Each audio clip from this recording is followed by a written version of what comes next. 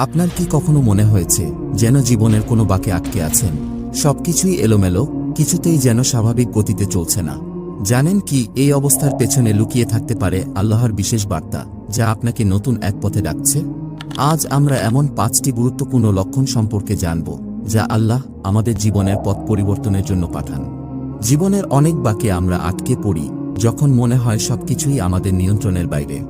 এই অনুভূতি হয়তো আল্লাহর পক্ষ থেকে আসা একটি বিশেষ সংকেত। আজকের ভিডিওতে আমরা সেই 5টি গুরুত্বপূর্ণ সংকেত নিয়ে আলোচনা করব, যা আল্লাহ আমাদেরকে নতুন পথে এগিয়ে নিতে পাঠান। আসুন জানি কিভাবে এই সংকেতগুলো আমাদের জীবনের গতিপথ পরিবর্তন করতে পারে এবং নতুন উদ্যমে এগিয়ে যেতে সাহায্য করতে পারে। প্রথম লক্ষণ: অশান্তি ও বিশ্রামের অভাব।